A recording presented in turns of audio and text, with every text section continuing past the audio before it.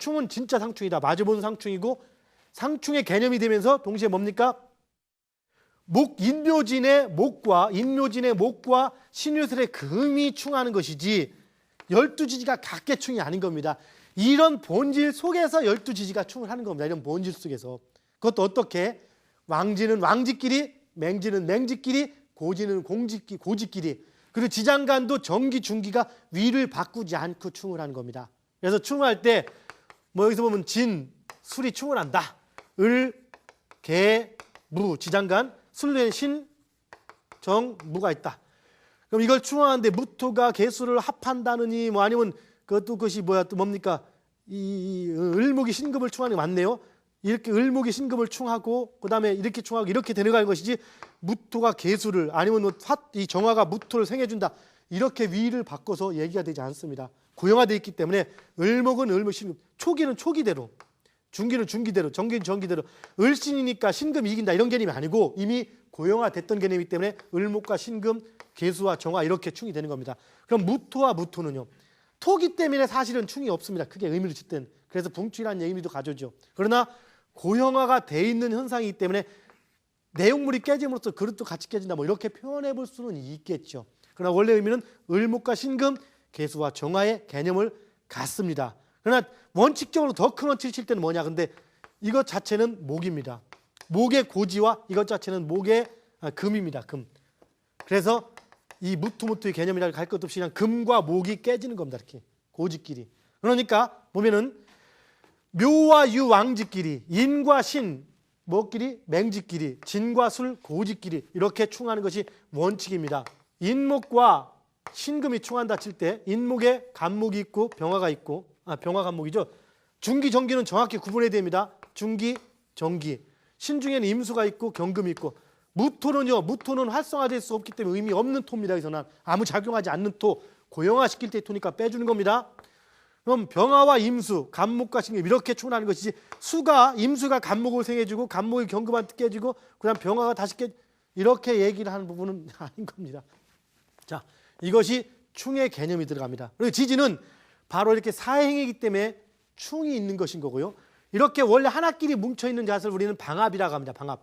지지는 고형화되어 있는 형체이기 때문에 기운이 되지 않습니다. 목화 토금수는 기운을 의미합니다. 인목을 목이라 하는 것은 인이 목의 기운을 가지고 있어서 목이라는 것이지 인목은 목의 기운이 아닙니다.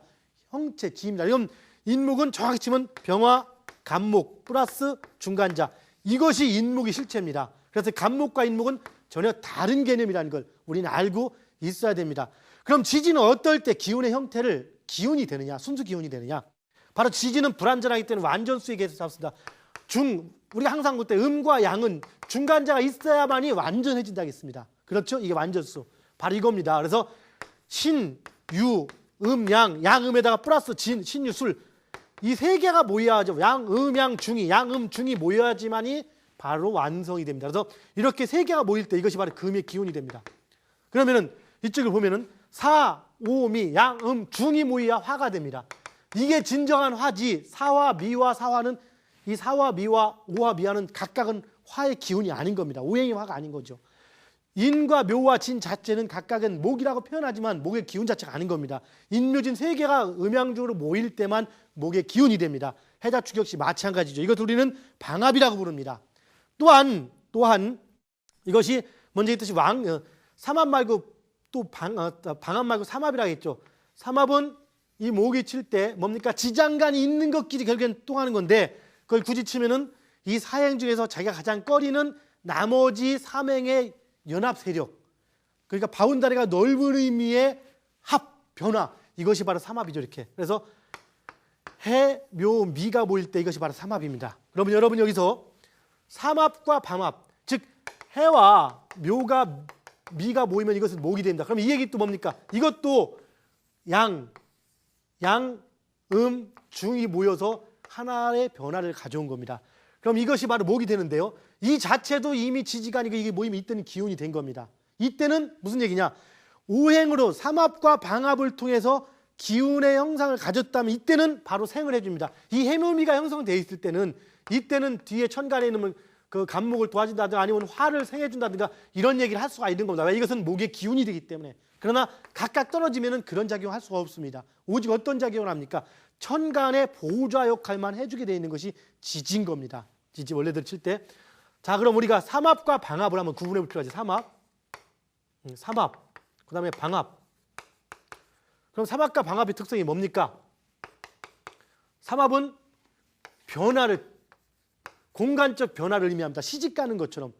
갑자기 해묘미 할 때 해는 수고, 묘는 목이고, 미는 화인데 수와 화와 목이 만나서 목으로 변하는 것이기 때문에 순환화 확 변해되는 것. 그래서 큰 변화를 의미하는 건 삼합이고, 방합은 있는 그대로의 결속력이 강해지는 것. 인이나 묘나 진이나 원래가 목입니다. 목이 제대로 모여서 하나의 역할을 해나가는 것.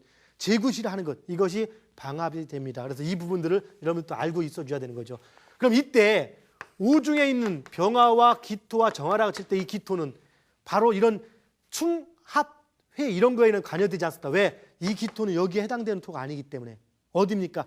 없는 겁니다. 사행에는 토가 없기 때문에 이걸 작용하지 않습니다. 그럼 언제 작용합니까? 이 12지지가 순수 오행 역할을 해줄 때가 있습니다. 바로 뭡니까? 언제 합니까?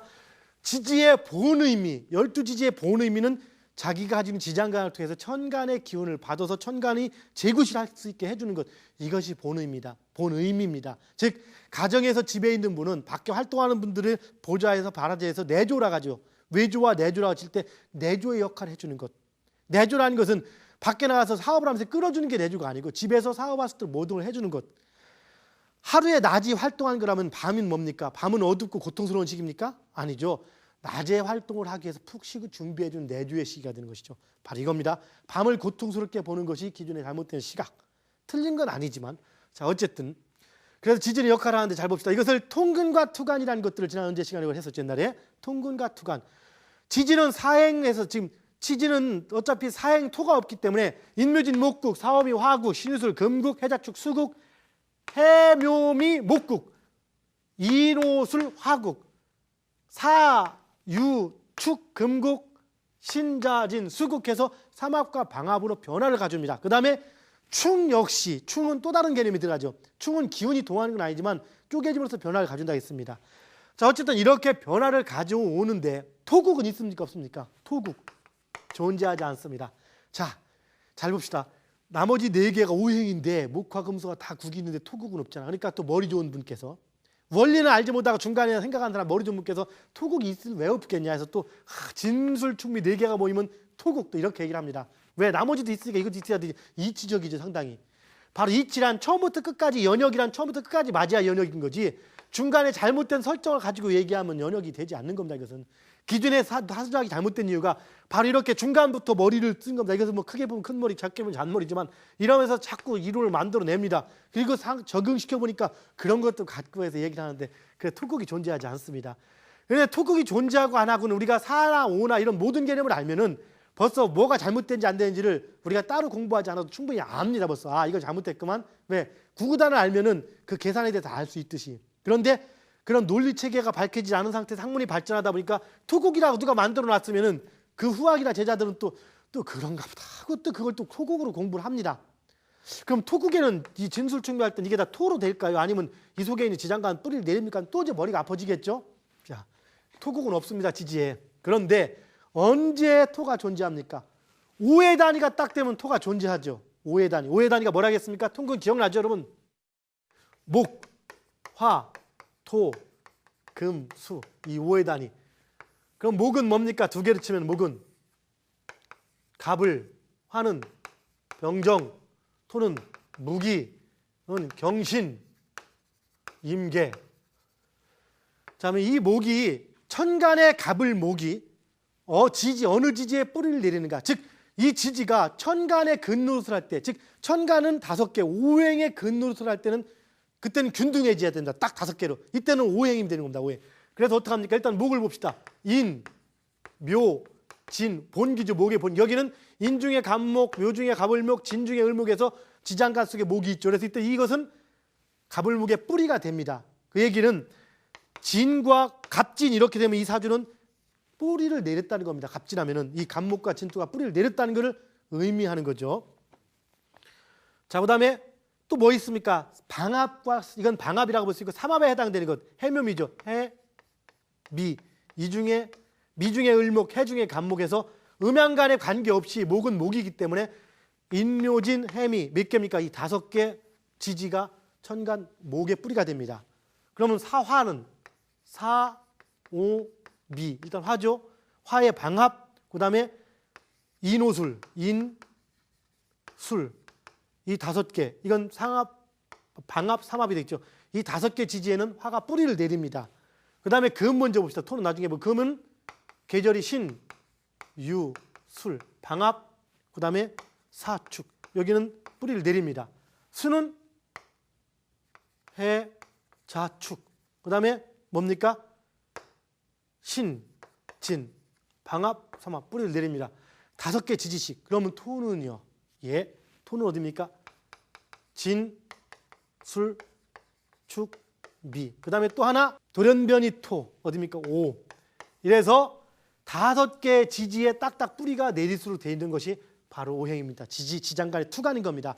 물론 인신사에 또 집어넣는다 치면 또 여기서 토만 6개, 7개가 되겠죠. 죄송하지만 오행의 순수 기운은 오행은 각각 균등한 것, 이것이 원칙입니다. 그러니까 좀 모든 것은 오의 기준이 절대적 기준에서 사로 갔다 유로 갔다 한 거기 때문에 원 근본을 알려면 오로 가야 된다. 오라는 것은 하나의 원운동을 각각 5단계를 균등히 나눈 겁니다. 토만 특별한 개념이 되지 않습니다.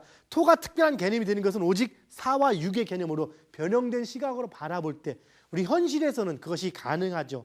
현실에서는 뭔지 아시겠죠?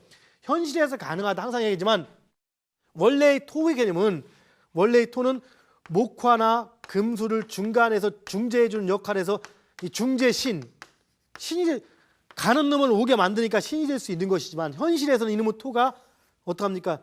이 토성이 일간 기준으로 볼 때 재물로 변합니다. 재물. 그래서 현실에서는 뭡니까? 이 재물이 신의 역할을 거의 하죠. 안 그렇습니까? 돈만 있으면 뭐 사람도 죽은 사람도 살린다고 합시다. 그러나 돈 갖고 다 살리지도 못할지 몰라도 돈 때문에 죽는 사람들은 수없이 많듯이 인간사의 모든 것들은 이 재성에 의해서 재물이 된다. 왜 그렇습니까? 인간은 현실이기 때문에. 그런데 왜 근거는 토 중간 토기 때문에. 그러나 원 의미의 토는 오행은 똑같이 균등해야 되는 겁니다. 이것입니다. 이렇게.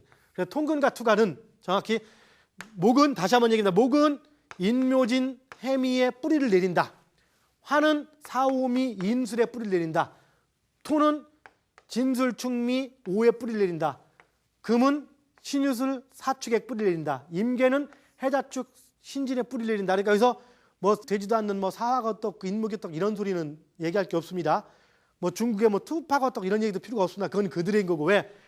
오행을 가지고 한 것이다 보니까 논리가 엎드려 중간중간에 계속 비슷했다 틀렸다 갑니다. 왜? 어차피 오행의 5가지 요소를 가지고 하는 건 사실이기 때문에 근거를 밝혀지지 않았어도 중간중간 비슷한 논리들은 많습니다. 그러나 자꾸 3천포, 4천포로 빠지게 되죠. 그리고 나중에 또 신살이라는 걸 한 번 정도 제가 다루고 넘어갈 것 같은데 또 신살 모든 것들은 뭡니까? 점학이 먼저 발전하고 사주학이 뒤에 발전하다 보니까 바로 점단에 소용되는 모든 논리를 갖다 다 집어넣습니다. 그러니까 막 이것도 저것도 별 12신살부터 별 신살이 다 들어가가지고 살다 보면 정말 이건 안 걸리는 날이 없는 것처럼 물론 인생사가 완벽히 편안한 날은 없습니다. 그러나 그런 모든 것들을 신살이나 아니면 뭐 안 좋은 의미로 받아들일 필요는 없습니다.